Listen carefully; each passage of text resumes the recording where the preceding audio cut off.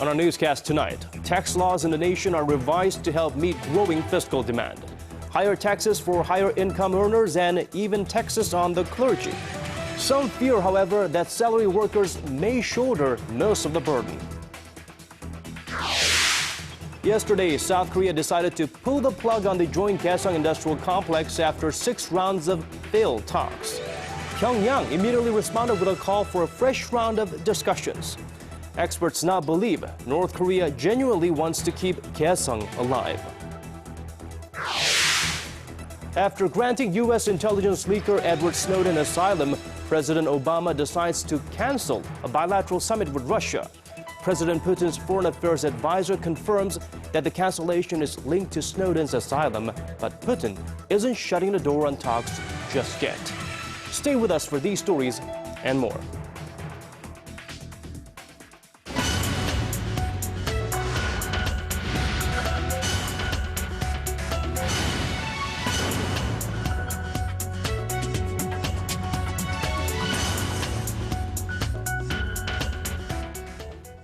It is noon in Nairobi, 1 p.m. in Moscow, and 6 on a Thursday evening here in Seoul. Welcome to Early Edition at 6. I'm Moon Gon-young. And I'm Daniel Chen. Thank you for joining us. 2 things you can't avoid in life, death and taxes. That's why topping our lineup today, changes in tax law here in Korea. The Korean government has finished revising the nation's tax code as it seeks to generate more revenue to finance a long list of social projects. But there are rising concerns that the new system puts the bulk of the burden on salaried workers instead of on high-income earners. Our Kim Young-gil reports on that and another major change in the tax code that puts an end to an ongoing debate about whether religious leaders should be exempt from taxation. The Korean government announced the tax code overhaul on Thursday, signaling major changes to come in how tax is configured and who will shoulder a larger share of the burden. We've revised the tax law to put high-income earners into a higher tax bracket. But experts say it's salaried workers who may suffer the most. The government estimates that around 4.3 million workers will see their taxes increase starting next year. People whose annual incomes range from $36,000 to $62,000 will have to pay an average of $143 more in taxes. The figure will rise to $296 and $880 for people with incomes of $62,000 to $72,000 a year, and $72,000 to $80,000 respectively.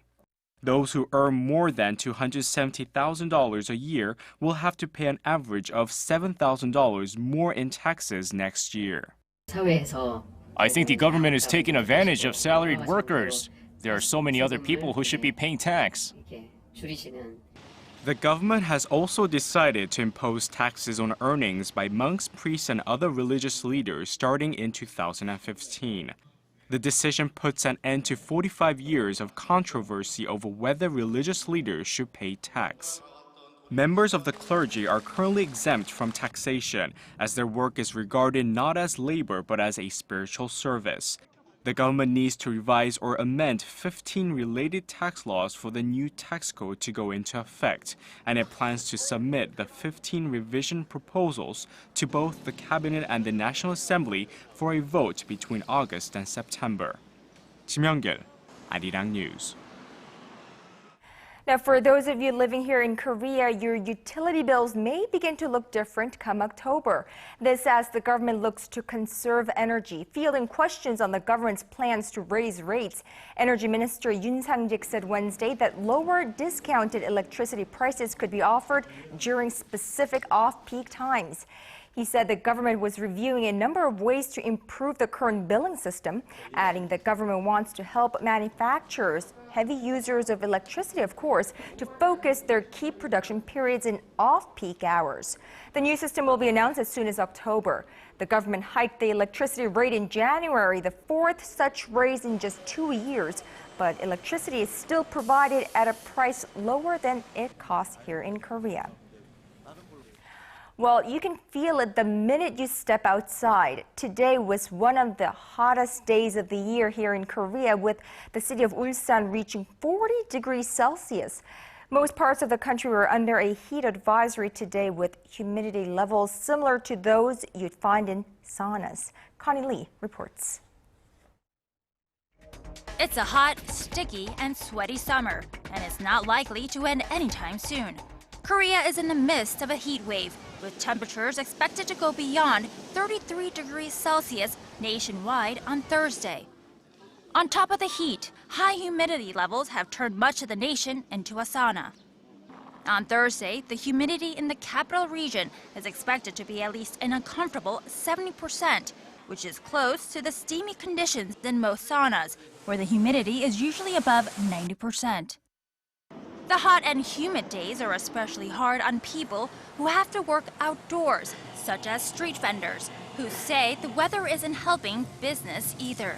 It's difficult working outdoors under these hot conditions. I don't sell as much, and I have to be careful not to let sweat fall into the food. But there is one type of business that seems to be doing well these days. Dry cleaners are getting an extra influx of customers who have moldy clothes that need saving. When people return home from a vacation, they're finding mold on their clothes because of the high humidity levels. So we have more customers coming in to get their clothes cleaned. The Korean Meteorological Administration says that high temperatures of 30 degrees Celsius and beyond are expected all across the nation through next Thursday. And although the monsoon season has officially ended, residents can also expect sporadic rain showers until Saturday. Connie Lee, Arirang News.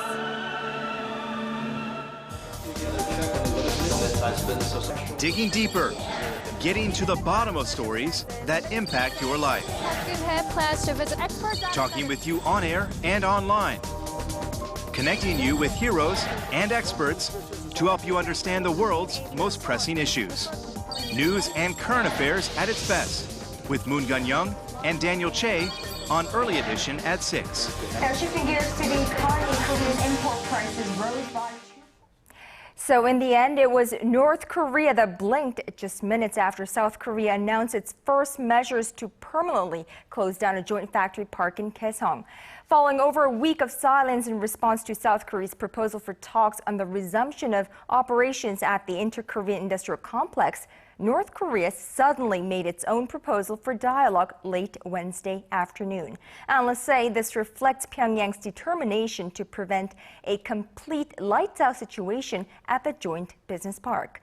Arirang News' Hwang Sung-hee has the complete analysis. With fresh hopes for a swift normalization of their jointly run factory zone in the north, the two Koreas will return to the negotiating table next Wednesday. Experts say North Korea's surprise offer to hold a seventh round of talks on reopening the Gaeseong industrial complex shows its determination to save the joint business park. The proposal came just an hour after Seoul announced that it would hand out insurance payments to more than 100 South Korean companies with operations in Gaeseong.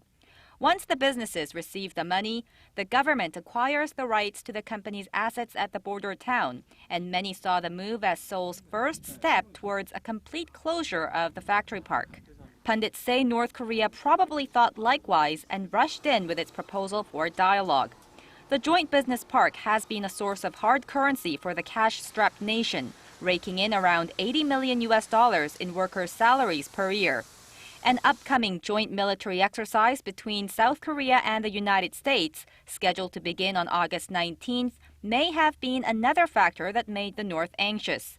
Once the military drills begin, tensions could rise again on the Korean peninsula, sweeping away the current momentum for talks. But some remain skeptical about Pyongyang's motives, saying that North Korea has not changed its stance on the issue of providing safeguards against future closures of the complex. They say the North may be crafting an excuse to blame Seoul if the complex faces a complete closure, and would likely say that it tried its best to save the last remaining symbol of inter-Korean economic cooperation. Hwang Sang-hee, Arirang News.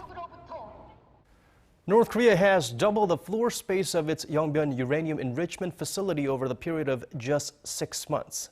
This, according to the U.S. Space Institute for Science and International Security, citing recent satellite images. It says the larger floor space could allow twice the number of centrifuges to be installed there. Pyongyang declared it had some 2,000 centrifuges in 2010, so in theory, it now possesses more than 4,000, which is enough to produce 16,000 separate work units of enriched uranium each year. The institute estimates that amount would allow North Korea to produce enough weapons-grade uranium to make an extra 2 nuclear bombs a year. There were no big surprises at Korea's central bank today. In line with market forecasts, the Bank of Korea left its key interest rate unchanged for the third straight month in August amid cautious optimism that the nation's economy will stay on a path of moderate recovery. Our economics correspondent Hwang Ji-hye has the details. The Bank of Korea kept its key interest rate steady for the third straight month in August, as most had expected. Following its monthly monetary policy meeting on Thursday, the central bank left the rate unchanged at 2.5%, saying the economy at home is expected to continue on the path to recovery in the coming months. The domestic economy is sustaining its moderate pace of recovery, with exports rising 2.6% in July from the same period a year earlier.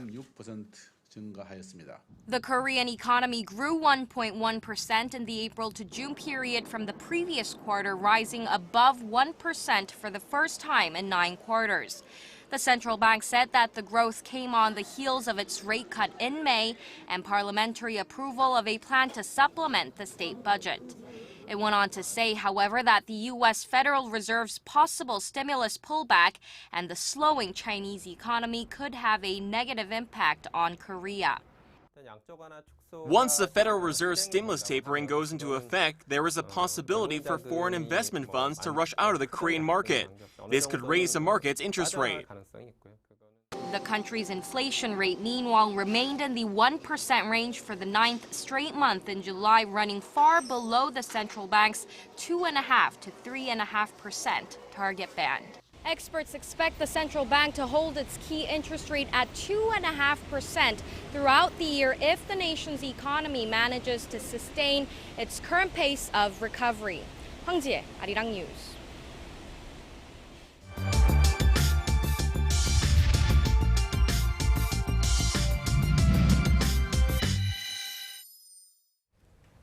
It's been a little over a month since the launch of Korea's third stock trading platform, the Korean New Exchange, or KONEX, which is designed specifically for startups. It was born out of President Park Geun-hye's new initiative to create an environment where startups can flourish, and the KONEX was supposed to be a new way for these fledgling companies to grow.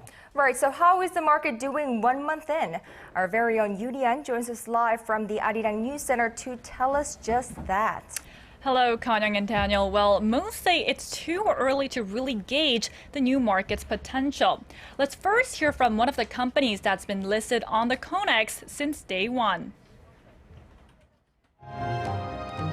What you're seeing is the production process of an ingot, aluminum heated past its melting point and molded into bars that can later be used to make bicycles or auto parts. The manufacturer of these ingots is Standard Firm, a startup that is preparing to get listed on the tech-heavy Kosdaq market. The company's shares jumped by more than 6-fold after being listed on the KONEX last month. We are planning to get listed on Kosdaq, but we feel that KONEX is a good opportunity for us to practice before moving up. We are learning a lot, particularly through our contacts with investors. Like Standard Firm, startups welcome the creation of their own market. The United States has its thriving Silicon Valley, but over here in Korea, there's the so-called Death Valley. The term was coined to describe the many fledgling companies which can't acquire the necessary funds to expand and end up going bust. That's because, unlike Silicon Valley, there's no ecosystem in Korea to finance an entrepreneur's idea into a business. As a result, most startups will have to rely heavily on bank loans for their financial needs, thereby incurring mounting interest burden. So the KONEX comes as a financing means, saving fledgling companies from heavy debt burdens. But when taking a look at its first month, the KONEX saw a very low trade volume. And out of the 21 listed companies, only 2 saw their stocks trade on a day-to-day basis. Well, Leon, the trade volume, what we just saw on the graph, was on the decline, and I'm sure some people are deeply concerned. When can we actually expect active trading on the CONEX? Well, experts say limited activity on a young stock market like the CONEX is quite normal at this point. One thing we must note here is that because of the risks involved in investing in startups, the government limited the number of players who can invest in this new market. No company on the market has been listed in the typical manner, which is, of course, through a public offering. That means that only existing owners or venture capitalists can trade on the market. So unless these specific groups of investors decide to sell, nobody can buy. Also, to put this into context, let's take a look at how the Kosdaq performed in its first month when it was set up back in 1996. As you can see, the average trading volume on the CONEX in its first month is not all that different from that of the Kosdaq. So it's hard to say, in looking at this data at least, that CONEX is off to a bad start. No, but Liam, what I notice here is that the number of listed companies on the CONEX in its first month is quite small. That will certainly limit trade, will it not? You're right. Now, experts say that could become a problem if the CONEX can't attract more companies in the near future, and they emphasize that the government needs to play a more active role. Take a look. There are only 21 companies listed right now, but the government's plan is to increase the number to at least 50 by the end of the year. We need more companies to boost trading.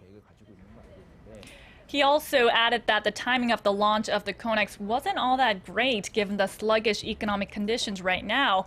Investors aren't even showing much interest in the Kosdaq these days. So he says the government needs to draw up policies that gives tax breaks and other incentives to venture capitalists and investors so that they can actually start putting their money into these startups. Right, and experts have been saying that if this CONEX smooths out venture capitalist returns on investment, the new market will actually have far-reaching downstream and upstream effects on the startup fund market. So we'll definitely keep our eyes on the new trading platform. All right, that was Yurian giving us a review of Korea's new stock market, the CONEX. Thank you, Lian, for that in-depth coverage.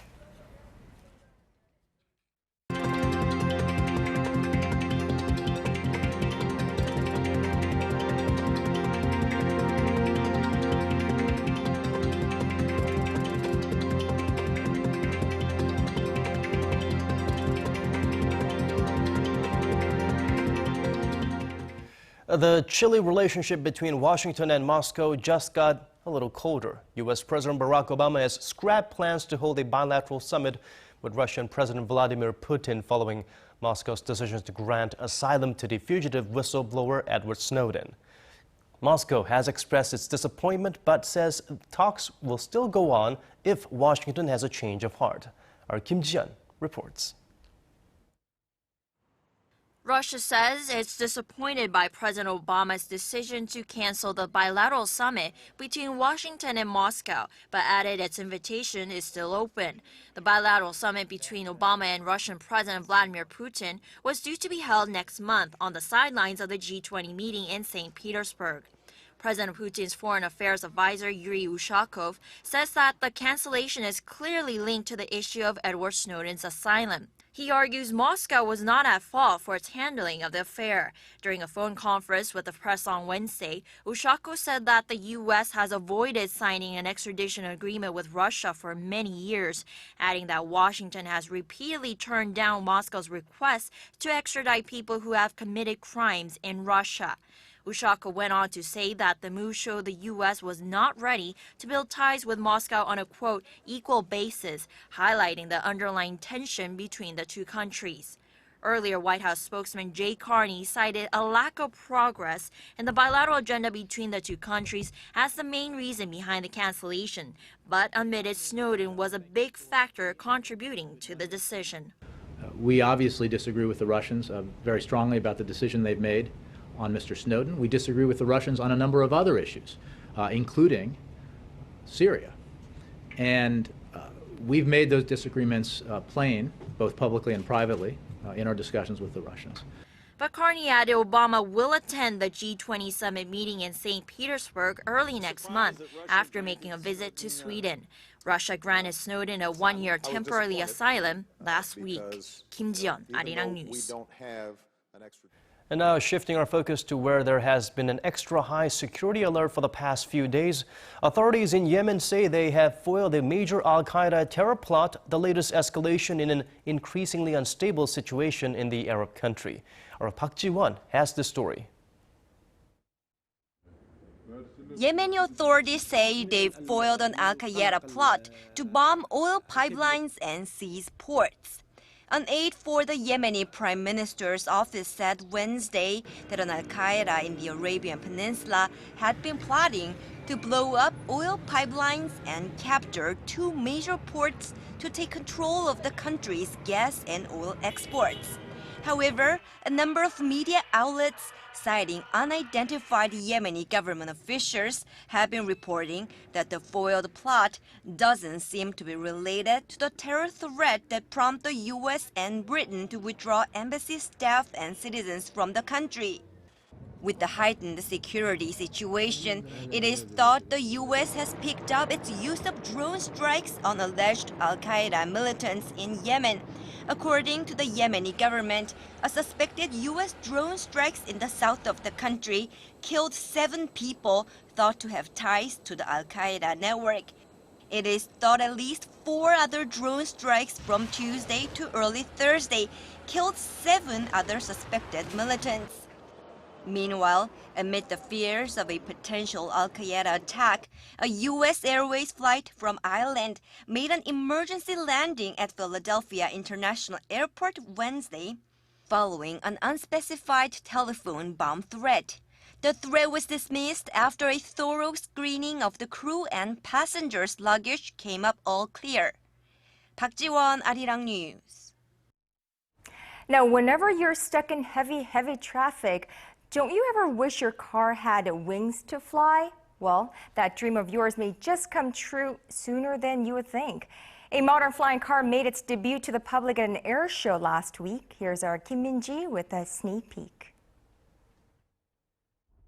Let's take a glimpse at what Earth would look like in the year 2084. This vehicle can fly between buildings, descend vertically, and rotate at a miraculous speed. What you see now is a first flying car developed for commercial use. As the vehicle lands, it folds its wings, turns into a regular car, and speeds down the road. The transition, a car that can change into a plane, aims to make the dream of flying cars possible. It was neat how quick you could switch between the two. We were making jokes about how, traffic seems to be too big of a burden. You just take off. The flying car, created by U.S. car manufacturer Terrafugia, was unveiled to the public for the first time during a 10-minute demo at an air show in the U.S. last week. It can accommodate up to 4 passengers and can reach a speed of 185 kilometers per hour in the air and 100 kilometers per hour on the ground. Well, in terms of the safety precautions, the transition is designed to meet both federal motor vehicle safety standards for driving on the road. So that includes things like you have to have safety cage, crumple zones, airbags, the sorts of features that you have in a modern car today. In addition, we have to meet the ASTM standards for light sport aircraft. The flying car is still in development, but around 100 people have already made reservations for the vehicle when it launches in 2016. The purchase price of the transition is expected to be around $300,000 US. Kim Min-ji, Arirang News.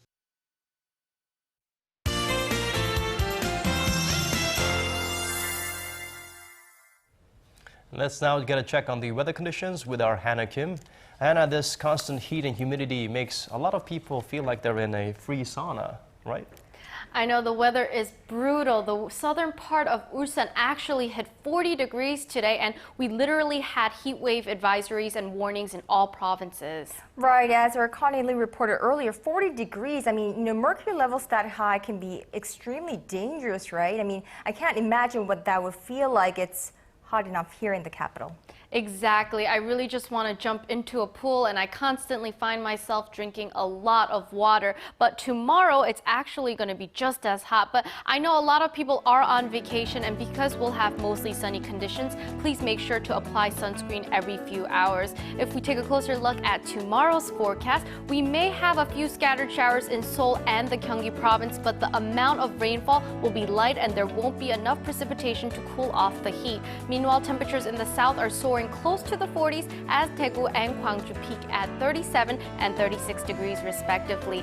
Down on Jeju Island, you'll have clear sunny skies and daytime highs will hit 35. Daejeon will jump to 36 as well, while Dokdo remains in the lower 30s. Well, that's all I have for you today. I'm Hannah Kim. Have a wonderful evening.